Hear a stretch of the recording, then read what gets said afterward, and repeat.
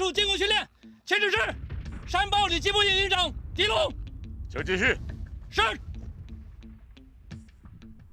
李营长，如果现在就把你的部队拉上去进行一场实弹演习的话，你有赢的把握吗？没有。为什么？战术进攻训练不到1个月，步坦协同不行。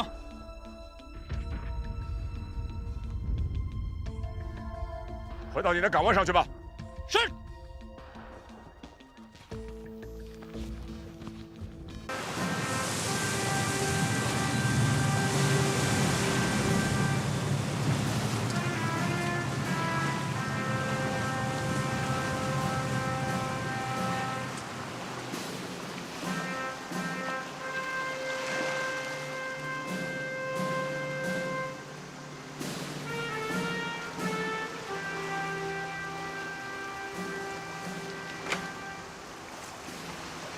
三洞沟，三洞沟，注意队形，注意队形。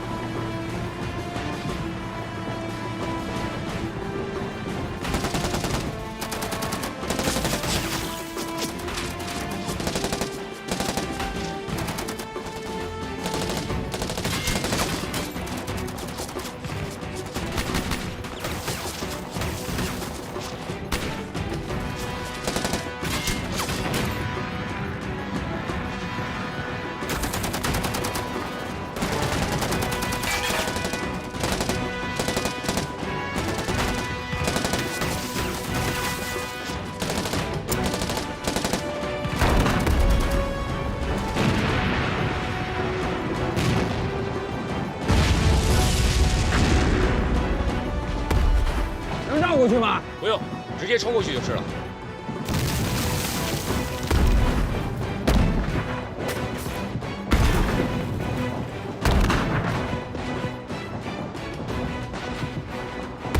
哦，好啊，马参谋长，有点意思啊。是吗？就是战场太局限了，装备火力用不上啊。城市作战是未来战争的主要形式，尤其是陆军的作战形态。这里的各个街区和楼宇间的攻守对抗、楼房结构、院落布局、地下盘管、商铺住宅的产生运用、城市狙击作战的新战法研究，这些都是现代和未来战争经常遇到的课题。我们的训练呢，就是针对未来战场而设计的。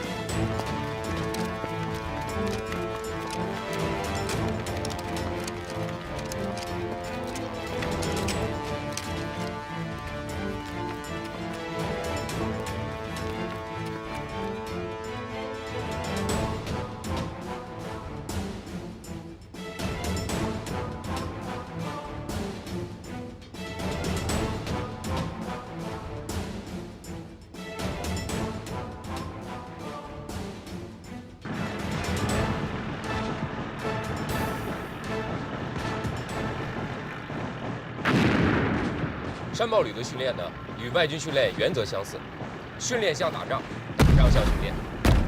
说什么？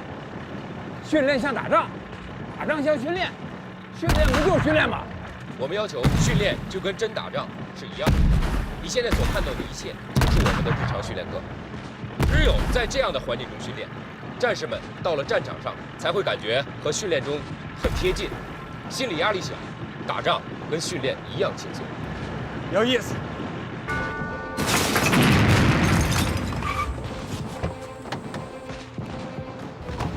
队长，一边好。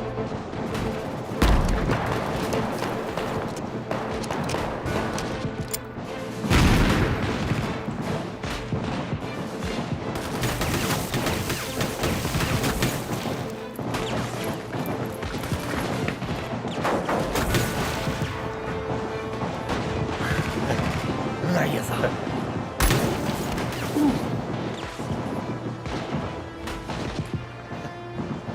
王队长，走，走。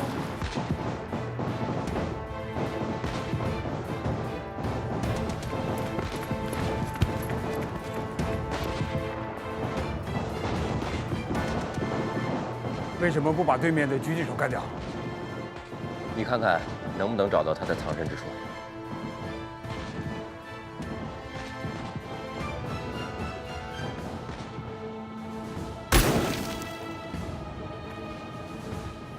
这就是城市战的复杂性和残酷性。城市战的伤亡率是非常高的。有点意思啊。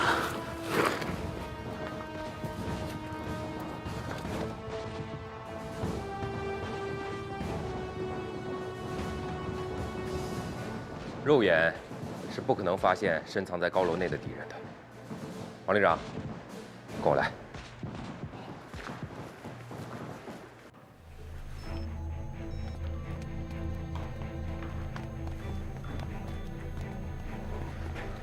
王旅长，你看，这个就是我们通过无人机和卫星系统的热成像技术，对整个楼房进行多方位扫描。你看，这个光点呢，就是刚才这名狙击手，他现在正在向上层移动。怎么才能消灭他呢？现在还消灭不了他，因为他现在呢，至少与我们之间隔了2层墙壁的距离。只有等他再次靠近我们这面的狙击点时，人和枪才会暴露在最少防护的地方。这个时候，我们才有机会去锁定他。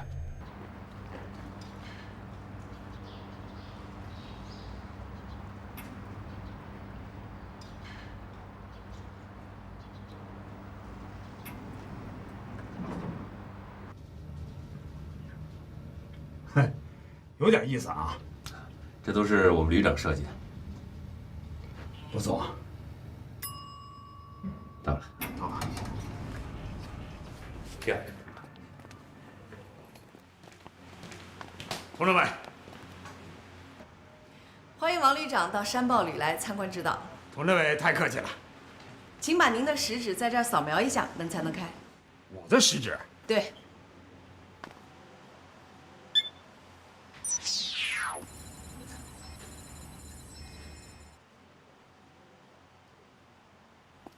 哎，这里怎么会有我的照片信息？我从来没有在你们这输入任何信息啊！我们的信息侦查中心已经通过别的途径把您的身份信息采集到了。请进吧。好。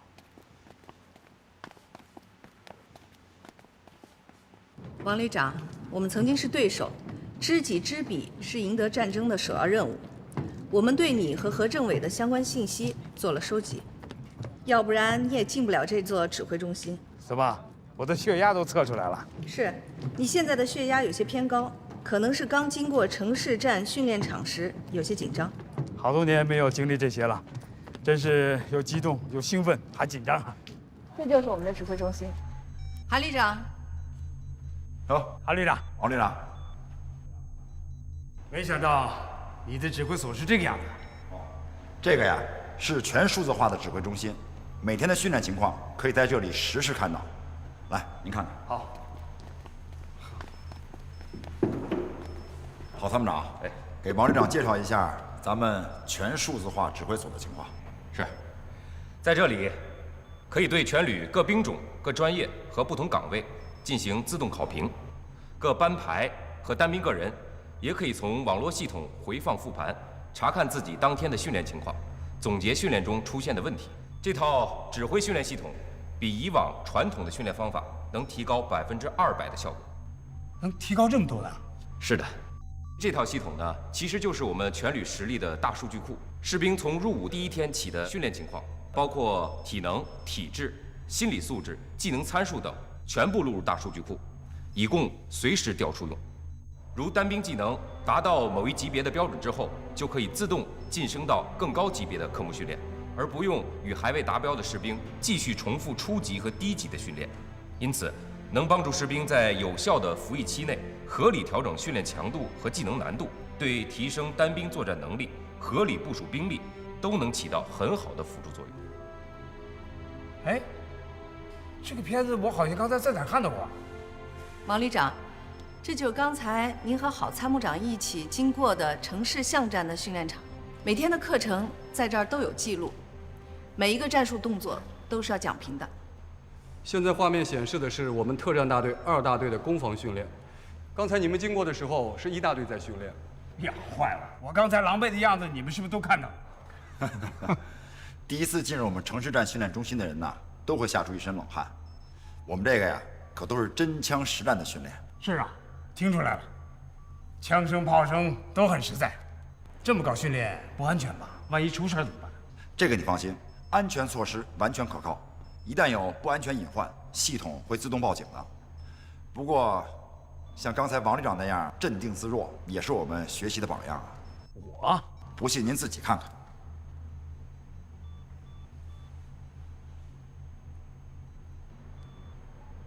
像个战场的样子。你能如此淡定自若，确实值得佩服。我是上过战场，达兹维反击战的时候，我们是第一批冲上敌人阵地的。第一次上战场遇到的第一个敌人，不是对手，恰恰是我自己的恐惧。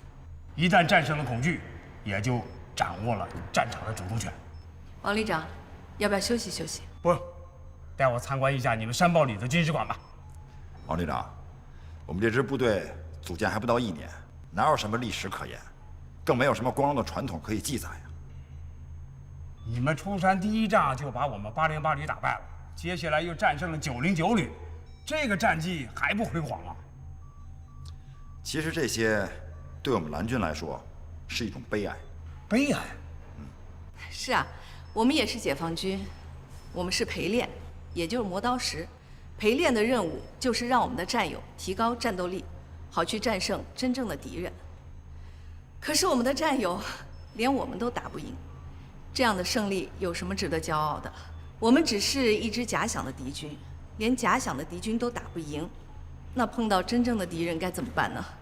你说的有道理，是值得悲哀，是我的悲哀，是王可争的悲哀。所以我们也没有什么荣誉可言，也不用建立什么荣誉室、军事馆。那你们怎么搞传统教育啊？我们在网上建立了一个虚拟的军事馆。虚拟军事馆，这我还第一次听说啊！能不能给我介绍介绍？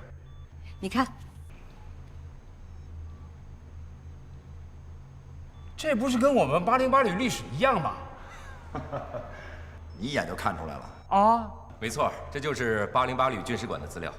我们山堡旅虽然没有历史，但人民解放军的历史就是我们的历史。我们让官兵时时刻刻牢记，我们山堡旅虽然是一支专业化蓝军，但同样是光荣的人民解放军中的一支建制部队。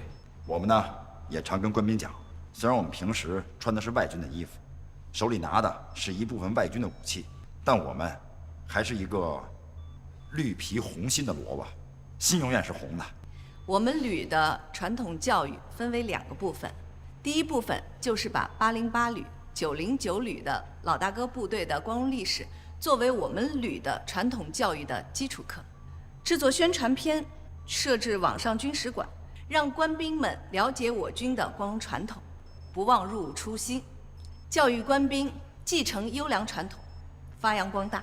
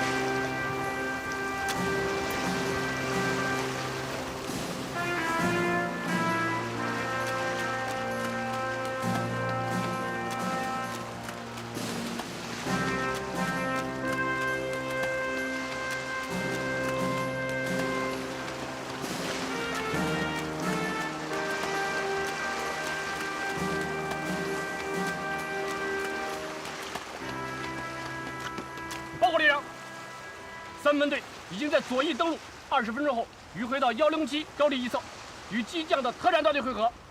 怎么不和陆航协同好呢？啊！直升机比坦克早上来3分钟，3分钟，敌人就可以重新组织起火力。我和他们沟通了，可是干扰太厉害。我想告诉他们，今天的海流有变，让他们进入的时机推迟5分钟。可怎么喊他们都听不见，电台里全都是杂音。马上去解决问题。是，已经安排人正在解决。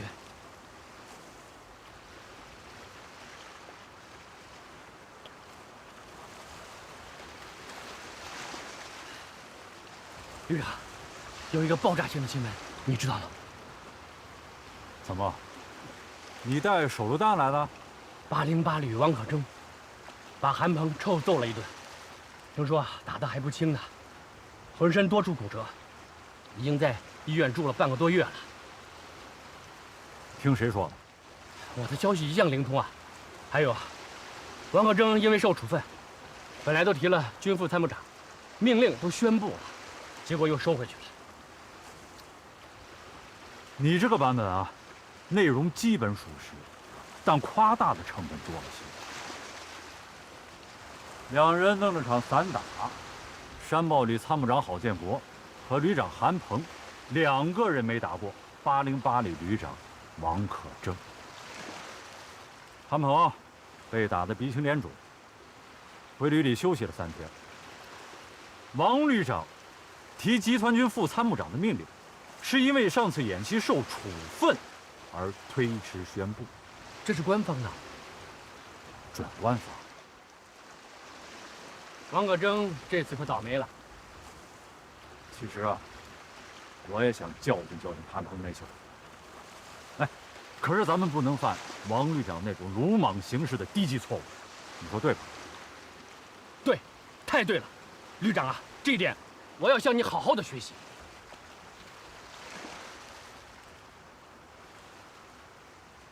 学什么？你看，你对韩鹏总是异乎寻常的热情，而且你能化敌为友，你又那么谦卑，那么虚心，一点架子都没有。要是我啊，真的很难做到。啊，是吗？是啊，而且谁都说不出道不出什么，还显得我们诚恳主动。他到机场，你还亲自去送我，这是多高的贵人！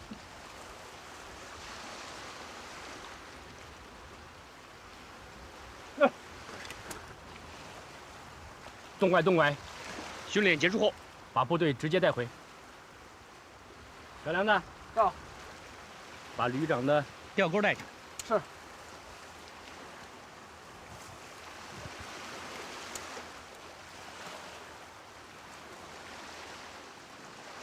旅长啊，你在处理这些问题上总是那样有风度、游刃有余，我真的要向你学习很多年呀。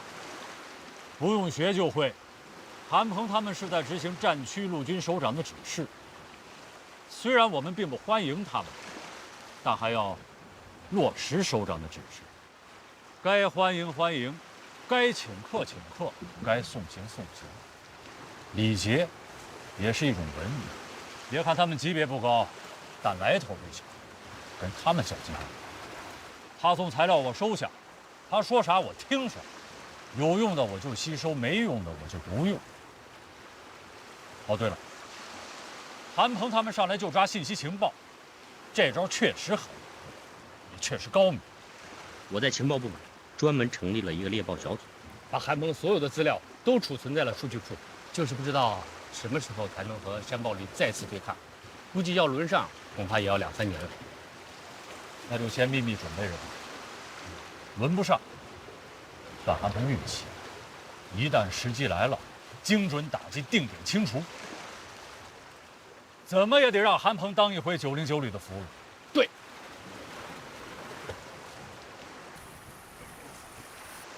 俘虏来了，俘虏来了。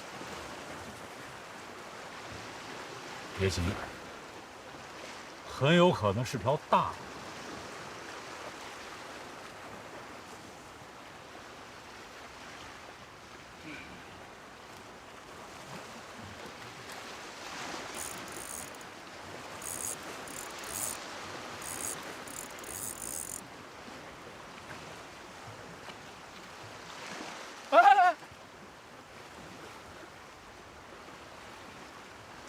够大的。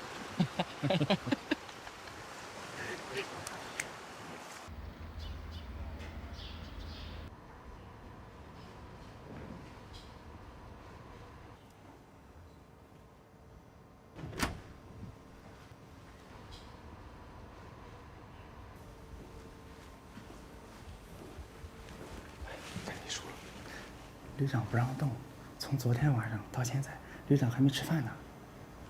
你去跟食堂说，重新弄份饭菜啊，旅长最爱吃的猪头肉，一定要弄点。是。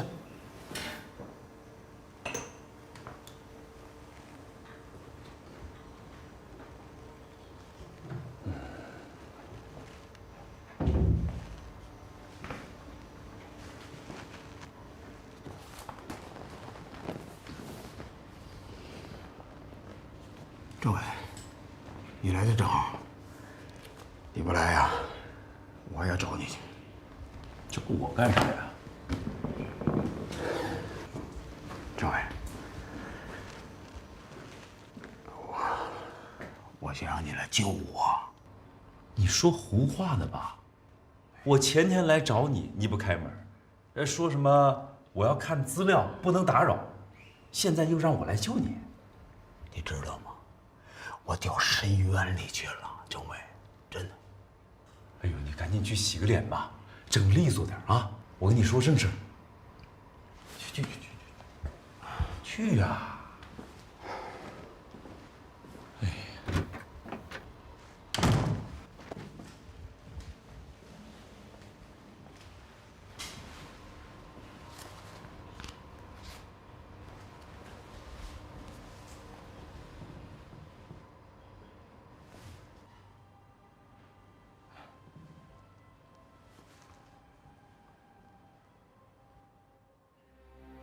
荣誉过剩，让我们固步自封，盲目自大，让我们封闭了自己的耳目，根本看不到，也看不清什么是新军事革命的大潮，看不到未来战争的危机就在眼前。这次失败败得好，没有这次失败，我也许还在继续堕落。如果不是这次失败，808旅也许永远迎不来真正的春天。我自己掉进了深渊几年，又把部队也带进了这个深渊。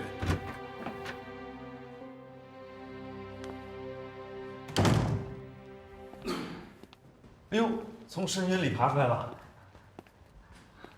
怎么，看我写的东西了吧？看了，不错，挺好的。虽然语句不太通顺，但是意思蛮深刻的。行，有政委你这句话，咱俩算达成共识了啊。哎，你要我救你什么呀？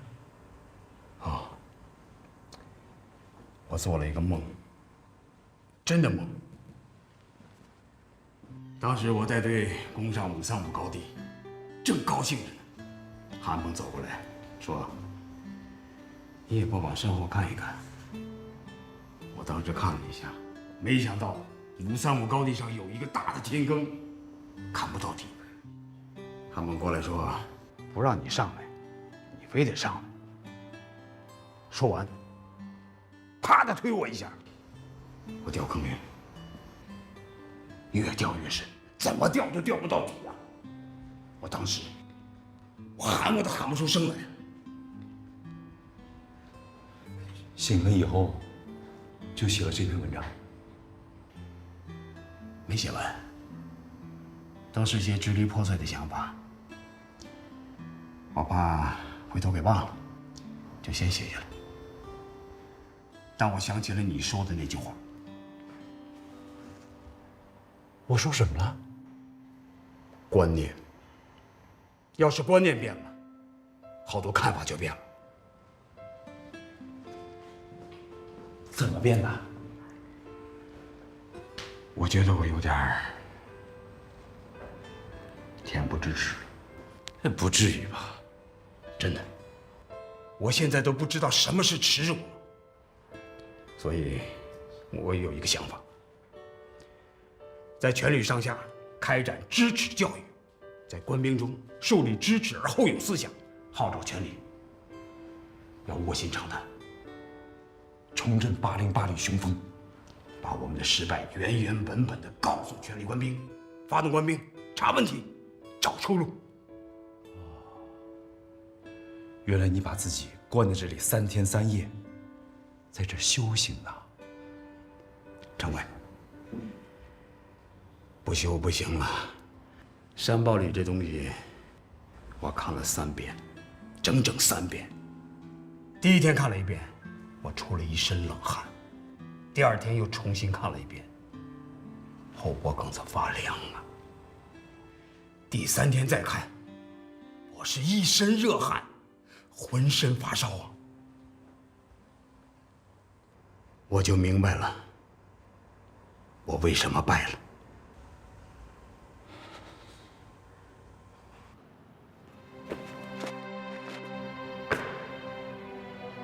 同志们，旅党委经过认真研究决定，在808旅全旅上下开展一次深刻的知耻教育，目的很明确，就是要让全体官兵从今天起时刻保持清醒的头脑，从今天起勇敢地甩掉我们身上的优越感和荣誉包袱，以耻为鉴，奋发进取，不怕耻，认识耻，化耻辱为动力，知耻而后勇。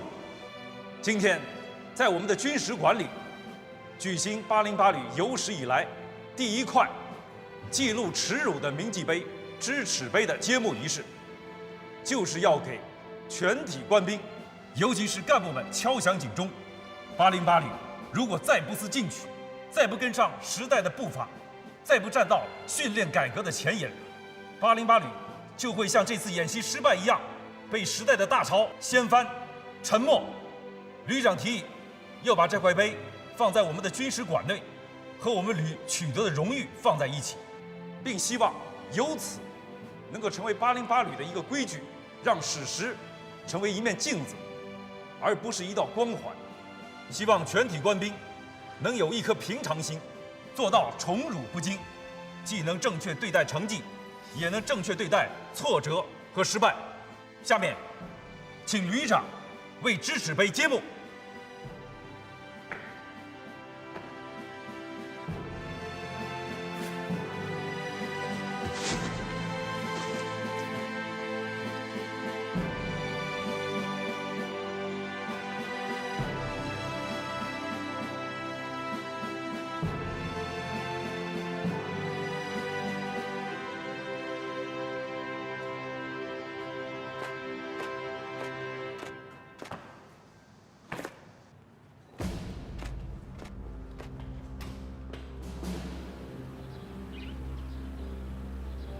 大家都看到了吧？我王可争，政委何亚洲的名字，永远刻在了这上面。刻下了名字，就是立下了军令状。808旅翻不了身，我们将是永远的罪人。得让我们是808旅现任的2位主官的。我表个态，从今天起，我王可争只干一件事：打翻身仗。给我自己只有一个要求，不负使命。对808旅来说，不辱番号，战旗不倒。同志们，作为中国军人，我们必须做到听党指挥，能打胜仗，作风优良。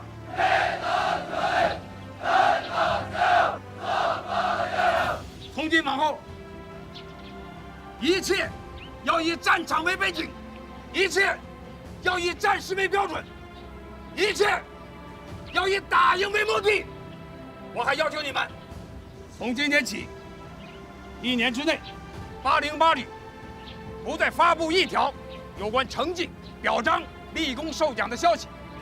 我们的行动口号是：支持后勇，卧薪尝胆；支持后勇，卧薪尝胆；支持后勇，卧薪尝胆；支持后勇，卧薪尝胆；支持后勇，卧薪尝胆；支持后勇，卧薪尝胆；支持后勇，卧薪尝胆；支持后勇，卧薪尝胆。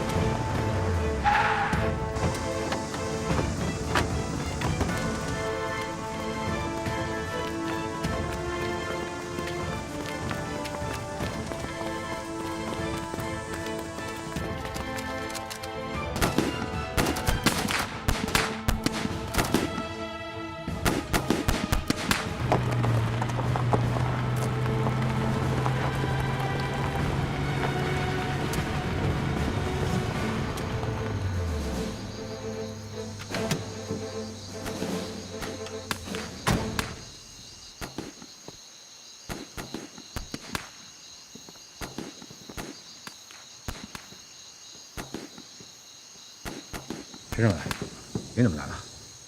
红毅啊，从棱山基地回来过后，我一直想找时间和你聊聊，可这事情太多，没顾得上。总结大会上你发表的意见，我认为是对的，有积极意义。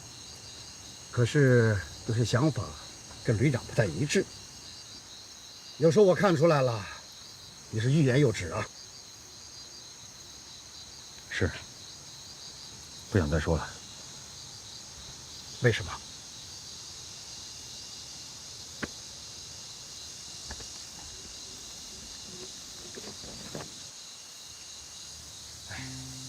说了也是白说，他得罪人，工作上没改进，我和他的矛盾反倒加大了。不说，比说要好。红毅啊，你是对楚旅长个人有意见呢，还是对旅里的工作安排、工作思路、思想作风、生活保障方面有意见呢？主要是对旅长个人有看法，因为旅长的态度和言行直接影响着全旅。我对他的意见，也是对旅里工作的意见。好，你说清楚一点，也好，我在你们之间有个沟通。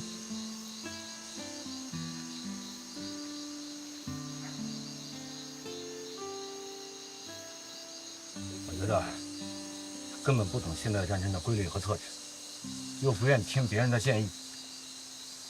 我带着特战大队在狼山潜伏了6天7夜呀，最后呢，把特种兵当成一般步兵来使。那特种兵特种作战的优势，我怎么发挥出来？你可能是误解楚旅长，他对整个战法只有通盘考虑。他认为你们特战大队潜伏悬殊太大，所以才等到炮弹到位、摩步营布置到位再发起总攻。如果没有炮火准备、炮火攻击，你们上去了也站不住脚。这不还是他那老一套的传统战术吗？先炮火轰击，再步兵冲山头，看上去挺热闹，可实际效果怎么样呢？这套东西解放战争就在用，教科书上也都有。哦，光你们知道，人家蓝军不知道啊！1500公里，费了9牛2虎之力把炮船拉上去，原指望他们可以彻底摧毁蓝军的前沿攻势。可最终呢，10分钟不到啊，让人家给灭得干干净净。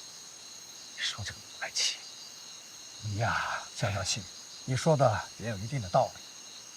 咱们的网络通信被人家控制着，把炮兵阵地设在33洞高地，这个情报几天前蓝军就知道了，也不马上变更，硬往上拉。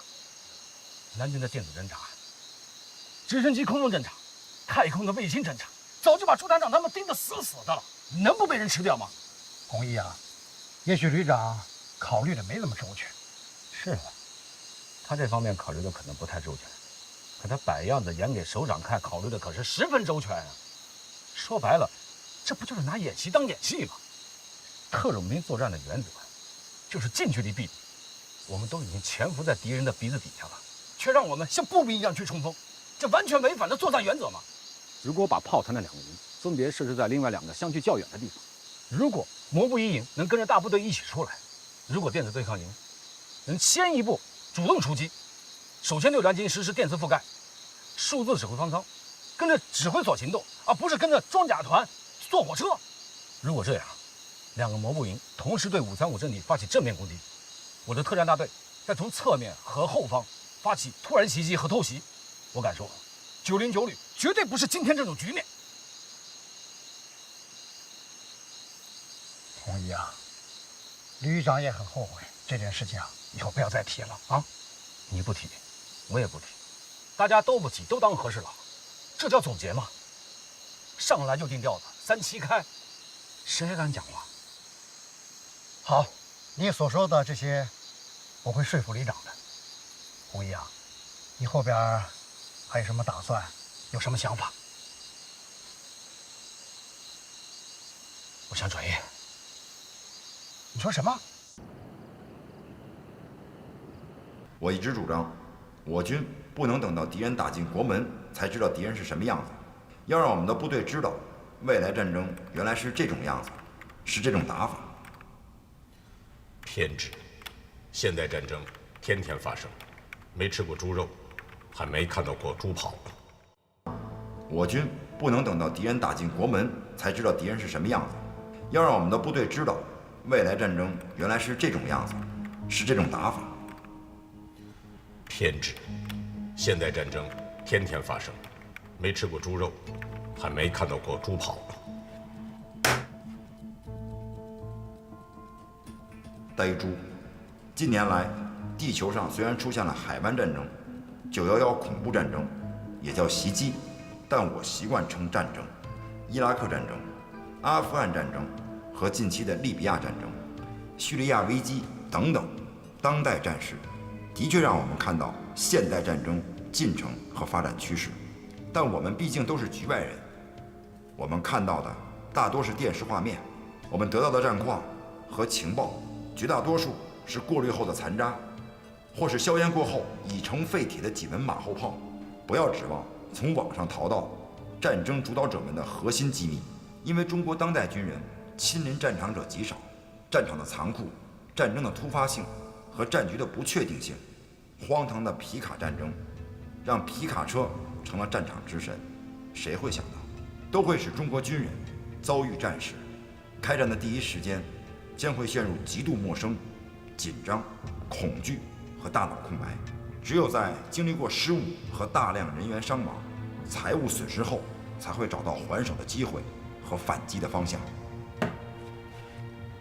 中国是爱好和平的国家，有着5000年文明的礼仪之邦，加之我们有雄厚的经济实力和强大的军队，相信只要我们不主动挑起战事，战争不会无缘无故的发生。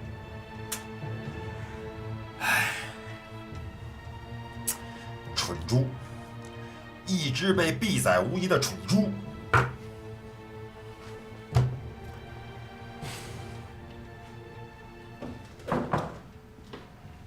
沈参谋长，还没下班呢？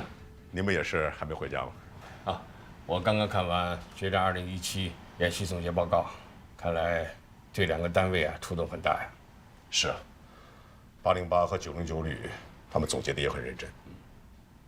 虽然是2个单位的认识程度不同，但是只要是发现了问题，改进了方向，那我们就值得肯定。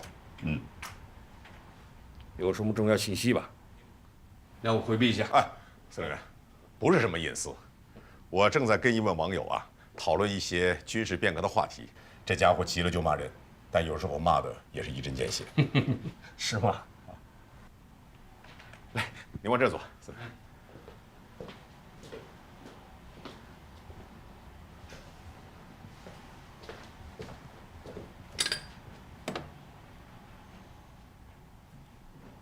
这枚子弹很凶啊，是吗？我以前看过他的论述，还有很多想法很超前，很有操作性啊。组建专业化蓝军的很多想法，就是从沉默的子弹中啊受到了启发呀。这么说，你也是他的粉丝啊？那何止是粉丝呢，简直就是钢丝了。有时候我们跟军民讨论呢，能开拓我们的思路。我跟您有同感。在来战区陆军之前，我经常跟子弹呢讨论，甚至争论过。组建山豹旅的一些构思，就是在跟子弹的交锋中产生的。没想到在第1战区陆军实现了。那这么说，你就是那个胡小刀光了？你这不是挑衅，胜似挑衅的。我是经常扮演蓝军的，去戳他的软肋，想办法能让他给跳起来。都有什么反应呢？你看吧，你看，他经常骂我什么？你看，呆猪，是必杀的蠢猪。我看着骂得好。蠢猪，你听着，像你这样饱食终日者，就是案板上的肉，等着任人宰割了，根本没有资格到军事论坛来探头探脑，说3道4，滚回猪圈去吧！我会马上通知炊事班长，今天晚上就夹菜会餐。在你必死之前，我可以告诉你，世界上不存在无缘无故，只要想发动战争，放个屁都可以把火药桶点燃。这枚子弹这药味还挺足啊！我把这个子弹给它推上膛。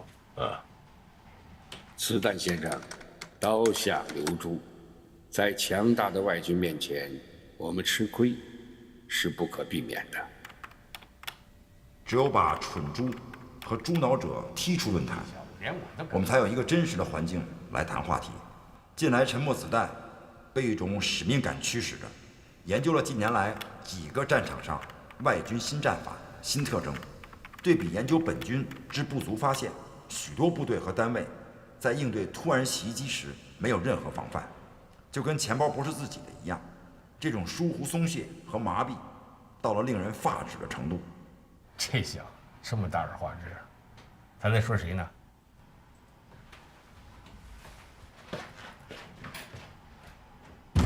哎，这是什么意思啊？怎么不接招啊？人家不跟你玩了呗。这叫什么病啊？这，他经常这样，投下一颗手榴弹就离开了，具体炸到谁他从来不管，但不知道什么时候呢，又冒出来打2枪，接着又是不见踪影了。网络世界啊，一个小卒如果用到位的话，他可以推翻一个元帅，这不是不可能的。司令，请。这小子厉害啊！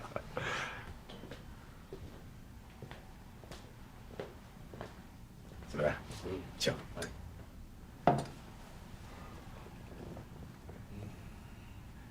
这一点有点像韩鹏。让我更没有想到的是王可贞啊。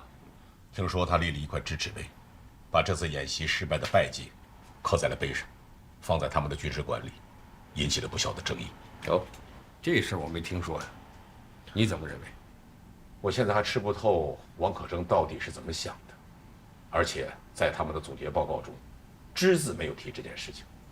我个人觉得这次失败，还有危机团军党委退职宣布他的禁止命令，对他的触动也不小。王可征这个人呢，光明磊落，敢顶撞，也敢壮士断腕。他要想通的事，啥事都好说。他只要是想不通了，那也是个难办的主。不过有一点儿，君子去侠以博才，壮士断腕以全志的意思。这有什么争议？有人说他这么做是往808旅的光荣历史上抹黑，放在军事馆里是对荣誉的玷污，是对先烈的亵渎。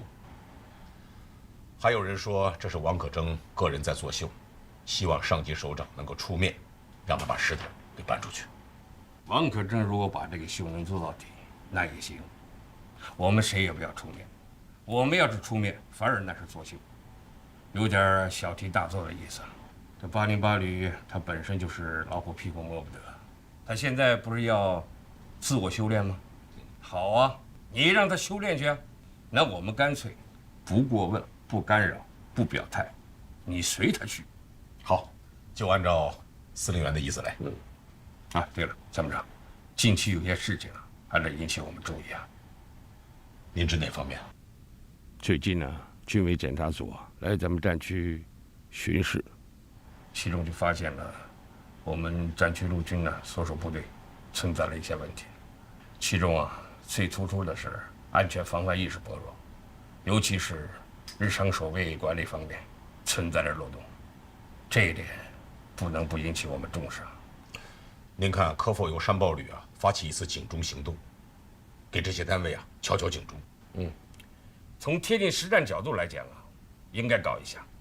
你光靠下个通知下去，往往它是不会引起重视的。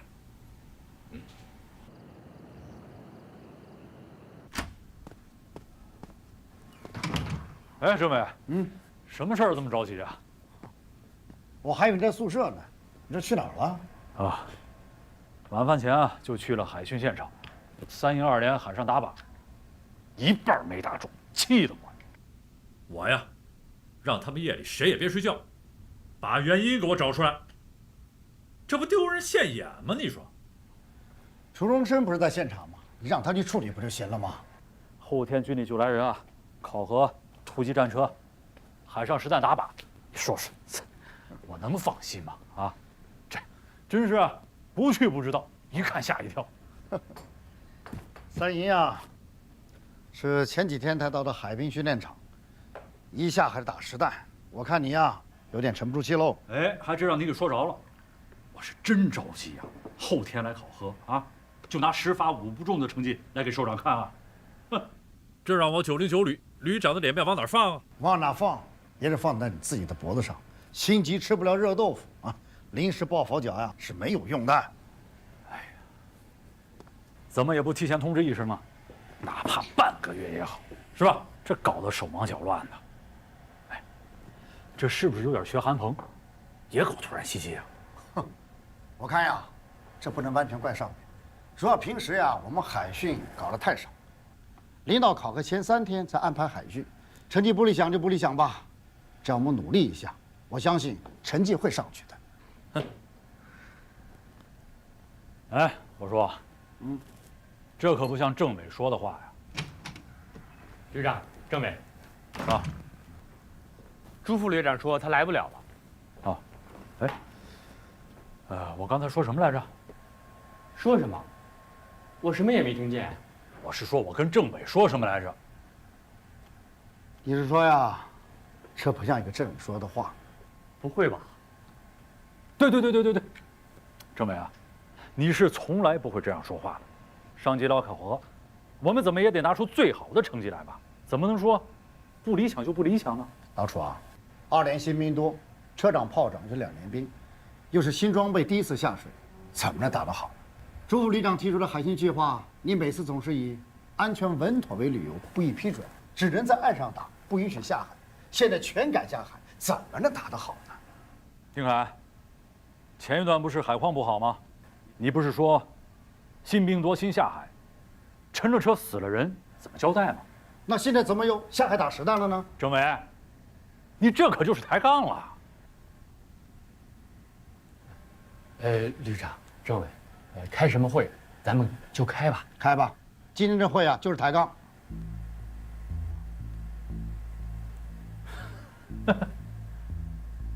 怎么了，徐小村？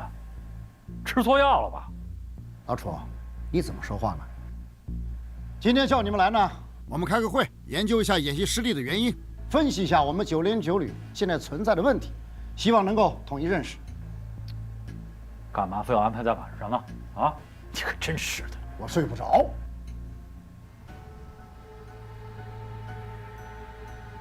好吧，你说吧，什么问题？我们档案办上回来过后，旅官兵思想波动很大，大家是有目共睹的。但是我们常委领导的思想没有统一的认识，909旅的路将来该怎么走？翻身杠将来怎么打？如果我们3个思想没有形成统一的认识，旅里的很多工作就无法顺利的展开。还有的就是有些问题，大家心里都有数，有时候碍于情面，装作看不见，闷着不说话。我认为啊，这是一种不称职、不负责任的表现。我希望从今天开始，这个杠呀，就要抬起来，对事也要对人。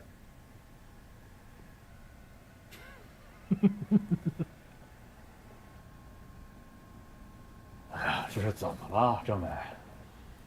有问题当然不能回避了，是吧？可我们打败了吗？首长连一句批评的话都没讲啊，是不是？啊？我们干嘛非得自己作践自己呢？哎，我不同意用抬杠这个词啊，传出去影响不好。团结才能一致，是吧？团结起来，才能步调一致吗？政委，你说吧，训练中有什么问题，我们马上改，马上行动起来，不就行了吗？丁凯，你说说。我听着呢。现在不是听，是说。既然政委要抬杠，你也说说嘛，你也抬抬嘛。你说，刚才我说的有没有道理？这个嘛，我觉得旅长、政委说的都有道理。对，对，都有道理，那这不叫抬杠，那叫什么？探讨问题。老楚啊，我看你这是在和稀泥。哎，和稀泥不正是你政委工作之一吗？我知道，最近有些同志啊，汇报了一些问题情况和不满情绪。我知道，什么问题，什么情绪？你说说。老弘毅，他并不是因为决战2017成绩不理想而有意见的，一开始他就一肚子不满，他是带着情绪打的演习。你以为我不知道啊？当然。他说的不是完全没有道理，但党委定下来的作战计划，不管你有什么意见，必须坚决执行，绝不含糊。他把这种情绪啊，一直留到了现在，还提出要转业。你说，我们能接受这种情绪吗？还有呢？还有就是周荣生，他也受弘毅的影响，现在也是对这个看不惯，对那个不满。你说这种矛盾要是暴露出去，全旅官兵怎么看待咱们旅领导？今后我们的工作怎么展开？牢骚太盛防肠断，风物长宜放眼量嘛。大度一些，眼界开阔一些，不要总是计较个人情绪郁闷就随意宣泄。其实这是一种很不好的习惯。丁安，我不是叫你找弘毅谈谈吗？谈得怎么样啊？我还没来得及。我找过弘毅，问题不在于谁发牢骚谁不满。那问题是什么？问题是他们为什么发脾气、发牢骚？我们根本不知道什么原因啊！我想，主要还是对山豹旅的不满，大家对于山豹旅的对抗感到很不适应，对这种不讲规则的演习也不习惯，因此都觉得我们老老实实按训练大纲的要求去做，结果打起来就变成了另外一个套路。以后我们训练该怎么搞，大家的确感到有些迷茫，不知所措。我跟几个营连长也都聊过，他们觉得，照现在这种训法，再打起来还得输，因此训练的热情就不高。我说完了。对，说得对，没有山豹旅，没有所谓的专业化蓝军，我们训练搞得挺好，跟山豹旅打了一场演习，我们就成了这种状态。你说，这是什么问题？我看呀，问题不在于山豹旅身上，是我们自身的问题，很多理念观念上没有改变过来。我认为啊，我们就是没有从贴近实战上去找到自身存在的问题。自身问题。如果我们这次不是跟山豹旅对抗，而是直接跟808旅对抗，那又是什么局面？你们想过吗？没想过。哎，我想过，那才是一场华南虎与华北虎的巅峰对决，那才算是一场两支现代化的机械化步兵旅的真实的实力较量，与高手对决，虽败犹荣，我们赢得起也输得起，我服气。老楚啊，可我们并没有打败你看不起的只有半个旅实力的这假想敌部队啊，还受你拉硬使，梗着脖子不服气，你不觉得悲哀吗？何为悲哀？正是这种错误的认识，阻碍着909旅官兵思想的解放，认清训练改革的重要性和必然性。我怎么了我？哼，我看你根本就不是抬杠，就是冲我来的嘛。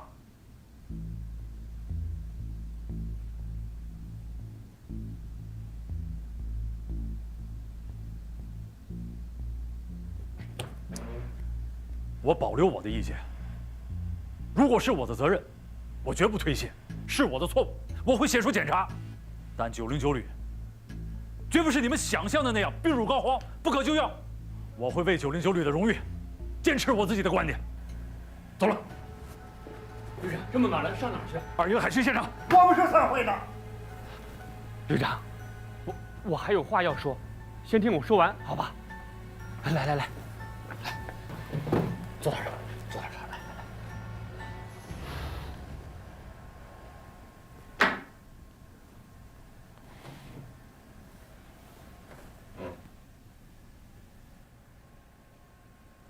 政委，我说吧。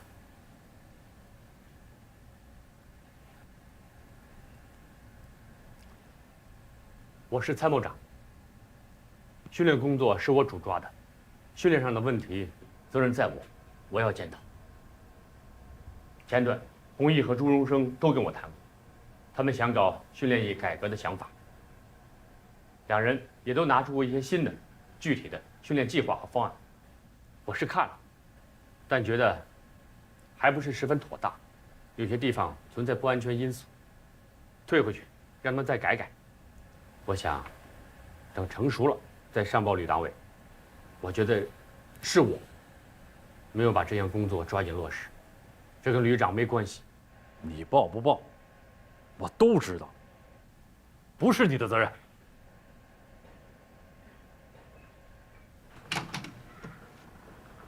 哟，听说你们还没开完会，我就赶过来了。荣生，你来的正好，谈谈你的想法。哦，远的想法就先不说了，就说说今天晚上楚旅长给我们下达的任务。我和锦觅车长重新修订了训练方案，大家都想出了很多点，准备了2个方案，划定了几个小目标，主要是针对性的进行强化训练，如何在风浪中扣制油门，把握瞄准击发时机和航渡的速度。来，你们看。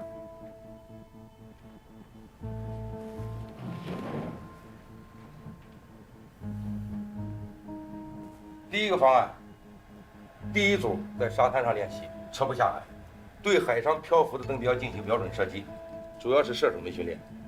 第二组是海上驾驶训练，主要是车长、驾驶员、通信、官场等随车下海训练。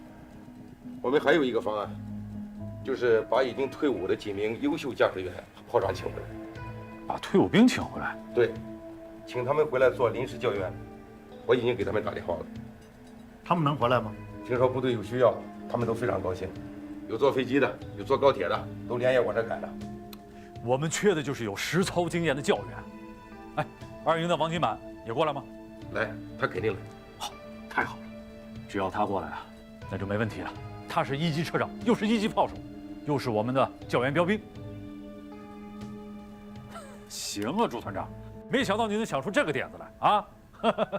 我看现在的新手啊，不是技术不行，是实战经验太少了。我就跟王金满他们几个老兵啊打电话，给他说明情况，请教他们啊遇到特殊海况如何处置。王金满啊还把他自己的训练经验传授给我们。后来他说大老远的，说也说不清楚，干脆我过去一趟算了。好，还是我们909旅的老战友有感情啊，有他们助我一臂之力，这次考核过关有望。哎呀，当时啊，我们也不想放他们走，训练打仗靠的就是人才呀。这只是权宜之计，也不是长久的办法。训练制度不改革，整天忙于应付怎么行呢？队长，你看我这方案行不行？行，行。好，那我就赶回海军场了。你们继续开会。去吧。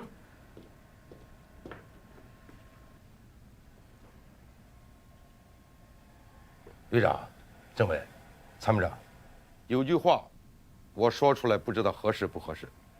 永生啊，这是常委会，你是党委委员，有话说吧。我们必须放下架子，承认失败，不能再自欺欺人了。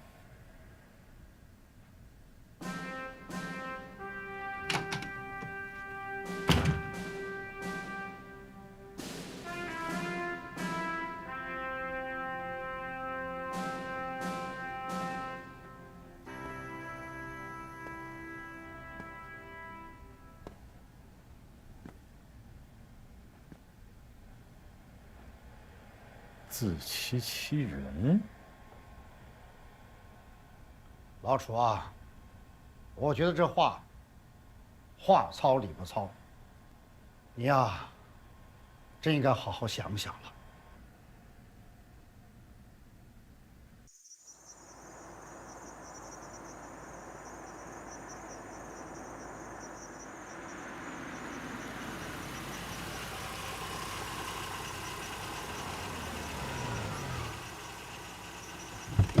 哎，叶兵，我跟你说啊，我是真的回不去，现在太忙了。爸那块啊，你就多去看看啊，他的脾气你也知道。行，我要开会了，我马上挂了啊。哎，人都到齐了吗？都到齐了，什么事儿那么着急啊？连夜开会。沈参谋长有新任务。什么任务？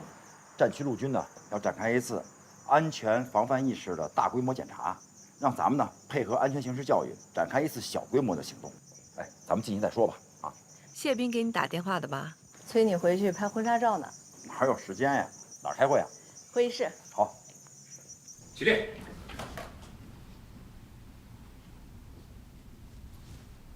都坐吧。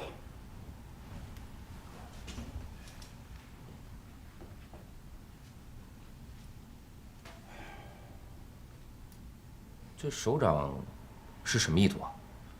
我刚被沈参谋长叫去，你们几个先看看这个。这个呢是最近保卫部门掌握的一些敌对势力对我军要害部门实施渗透的一些案件，还有童政委撰写的一份分析报告。你是说战区陆军部队安全管理漏洞分析？是啊，总之啊，我看完这些是吓出了一身的冷汗。我们有责任向这些单位通报，向首长反映，让他们抓紧整改。对啊，郝参谋长，你负责组织一下，柳珊珊、黄孝生，你们参加，尽快的制定出一份方案来。好，我组织这个作战方案责无旁贷，但这个写通报材料这个事儿，还是得政委领着搞啊。材料我都已经写好了，旅长让你们作战部门介入，就是想让你具体落实怎么通报，像这样的情况，怎么反应效果更好。那能不能给我个尺度啊？这个我们做方案的时候也好有个标准嘛。你要什么尺度？不是，就尺度嘛。参谋长不好说吧？那还是我说吧。我理解郝参谋长的顾虑，就是我们这次行动呢，是下手狠一点，还是温柔一点？是动静大一点呢，还是点到为止？哎，知我者笑生也。下手轻了有效果吗？良药苦口。不然把任务下给我山豹旅干什么？至于动静大小，要看漏洞大小。比如有一些单位呢，半年防火墙都不更新，也不主动自查，像这些单位呢，就要下手狠一点，动静大一点，也好让他们尝到教训。还有一些单位虽然说不是什么要害部门，但是屡次提醒、警告，没什么反应。旅长，你看呢？我看下手温柔一点吧。你是说微集团军装备车辆厂？你说的温柔是怎么个温柔法？我的意思就是点到为止嘛。还有就是外集团军的油料库，这次可是军委检查组来战区巡视的时候发现的几个突出的问题之一。这么说来头还不小啊。就算是点到为止，也得点在穴位上，而不是隔靴搔痒。知我者同非也。行了，本来应该是你布置任务的，你倒好，全都让别人拿方案，你当甩手掌柜的。目的是敲响警钟，关键是什么时候敲？关键是敲多响，关键是敲哪些单位，关键是需不需要我们陆航出动？全都是关键词啊！我这么想的，用什么手段取决于对付什么单位，至于什么时候行动，要等郝参谋长出完方案，递交给沈参谋长之后，咱们再说。是。这个不管是未雨绸缪也好，忧患意识也好，风平浪静是训不出好水手的。既然上级交给我们山豹旅的任务就是促进部队战斗力提高，与其等待上级给我们制定演习计划，不如我们蓝军主动出击，去制造敌情，刺痛那些麻痹的神经。郝参谋长说的对，既然我们山豹旅已经出山了，等待不是我们的风格，主动出击才不负使命。从沈参谋长那里受领任务回来之后，韩鹏就带领山豹旅的骨干连夜策划了警钟行动的攻击计划，意图是在战区陆军部队范围内组织一次带防御敌对势力渗透为背景的检验性演习，而山豹旅择机对各单位安全漏洞发起攻击，目的是检验战区陆军各单位日常安全防范情况。没想到在战区陆军部队掀起了一场轩然大波。杨参谋，陆航旅最近飞新科目，我这3天基本都在陆航活动。山豹旅有材料报上来，你要第一时间通知我。什么方面的材料？警钟行动的具体任务和部署。好的。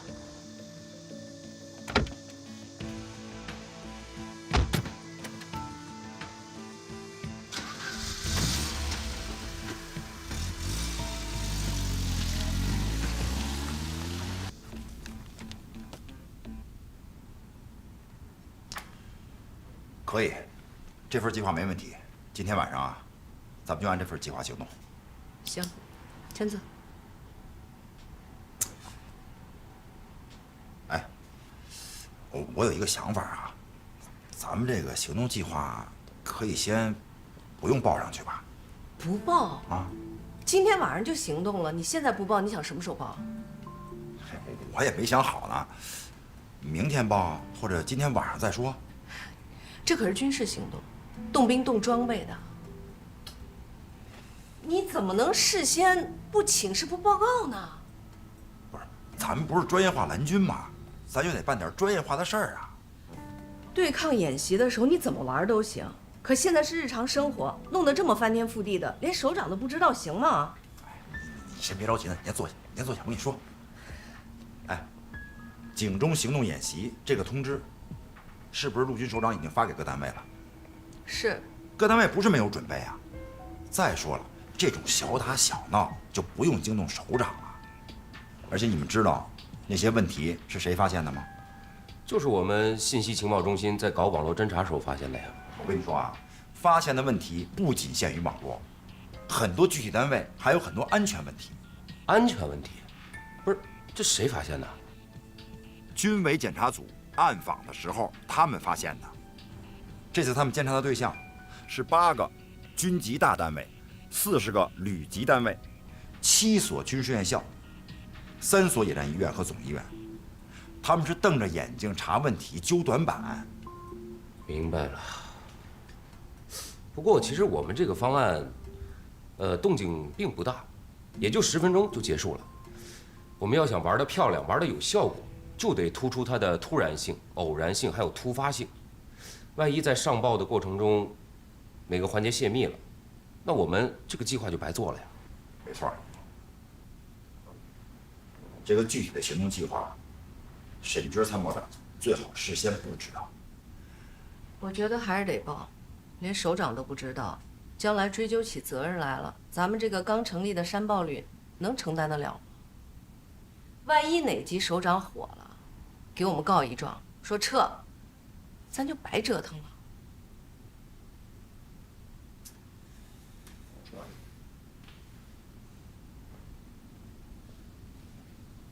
哎，我想问问啊，咱们这次演习的目的，是不是要提醒各单位增强防范呀？对啊。那这些防范措施原本就应该是这些单位他们自己的事情，现在漏洞百出，那是因为他们自己的防范意识不强，不尽心尽责造成的。哎，我没有必要替他们巡逻当那个看门狗吧？那咱们提醒他们采取措施，马上改进也是应该的。现在可不是学雷锋做好事的时候，咱们这次可不是提醒，咱们这次的行动演习的目的是要惊醒他们。今天咱们发现他们一个漏洞，咱们提醒他们一次，明天再发现一个漏洞，再提醒一次，那长期以往，他们就养成习惯了，以后会说，哎，什么事情有山豹旅呢，我们可以高枕无忧了。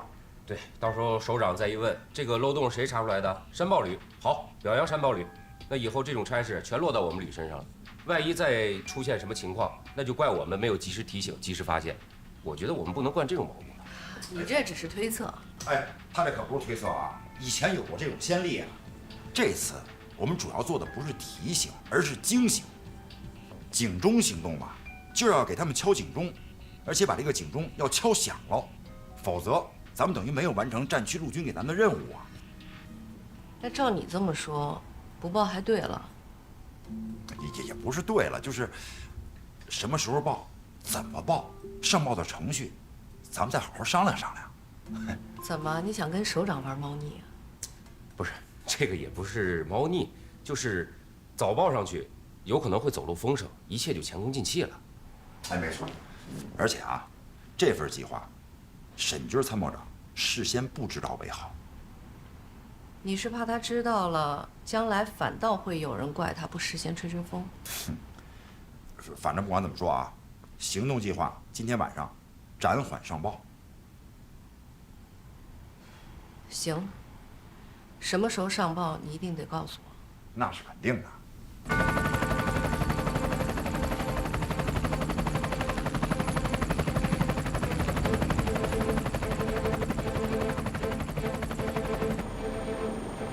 清晰度怎么样？很清楚，没问题。好，马上传给参谋长。是。洞洞3，我是洞1-2，任务已经完成，没有发现异常，可以发起攻击。洞1-2在侧翼掩护，洞1-3、洞1-4急降。目前大门有2名士兵在站岗，洞1-5控制哨兵从正门攻击。5慢。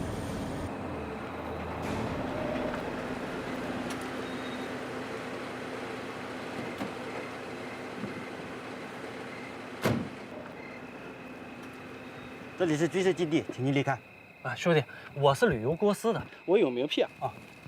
什么名片都没用，这里不是旅游地，你走错了。啊，你看啊，这儿就一条路，你说我不从这儿过，从哪过？是不是？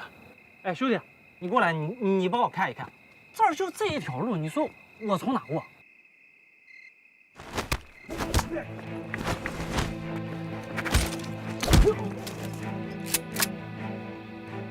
没子弹啊！你到底是什么人？说出来怕吓死你。我们是山豹旅的。动幺5已控制地面。走吧，兄弟们。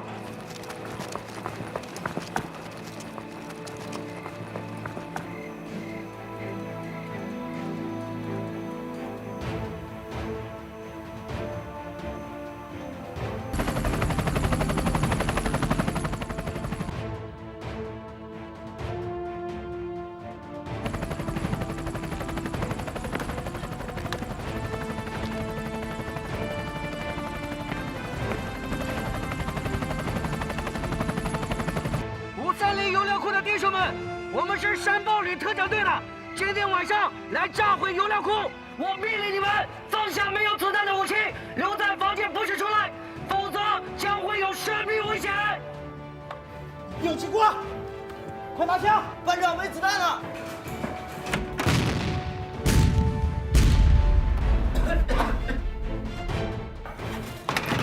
快打电话！是班长。主任，仓库遭到袭击。是。不行，可能是暴徒。你为什么不早告诉我？我也是刚知道。不可能，你又忽悠我。怎么可能忽悠你呢？哎，俺战区陆军送资料的孙参谋刚才来电话说这个沈参谋长呢根本就不在，联系不上，去陆航旅了。所以呢，我只能让警政行动提前行动，否则的话咱们就暴露了。那不对啊，我还没签字呢。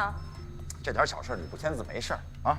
嘿，我不签字不符合程序啊，万一出了什么事儿，我也可以顶了呀。能有多大雷呀？又不是几千万、几个亿，下回一定啊！老婆，怎么样？行动十分顺利，特战分队已经进入目标区。告诉郝参谋长，10分钟之内解决战斗。是。动作3，10分钟内结束战斗。明白。韩鹏，过来。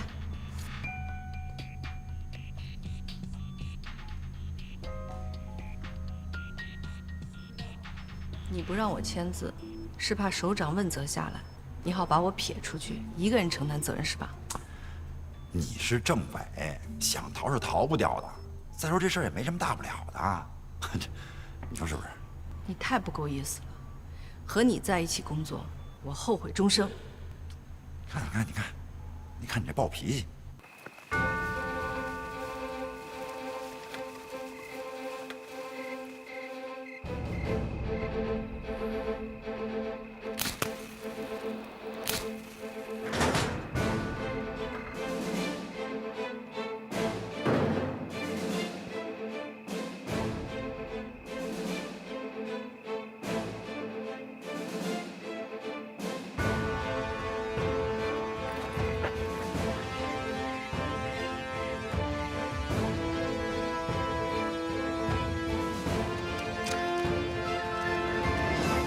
各小组注意，孟涛小组警戒掩护，其他作战小组30秒撤离，30秒撤离。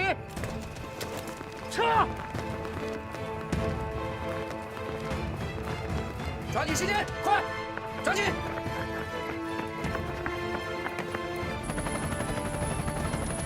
动3，动15撤离成功，动15撤离成功。